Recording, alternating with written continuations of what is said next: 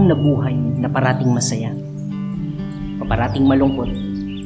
Walang tao ang nilikha na hindi lumuluha. Walang tao ang hindi mabibigo. Walang pangako ang hindi mapapako. Walang tao ang hindi napapagod. Walang tao ang hindi mawawalan. Walang tao ang hindi man lang nahirapan. Walang ikaw na makapagsasabing kaya mong lumaban.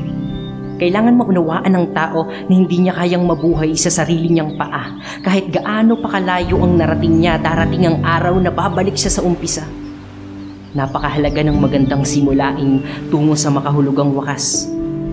Simulan muli natin ang lahat ng ito nang hindi na sa sarili nananangan, kundi sa Diyos na siyang nag-iisang dahilan. Mananatili tayong talunan sa mundo hanggang hindi natin nauunawaan na ang tagumpay na inaasahan natin ay matagal na sanang tapos ang laban kung natutunan mong isuko ang sarili mo.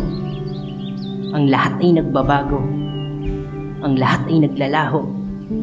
Ngunit ang tanong, kaya ba nating manatili sa kabila ng pagbabago?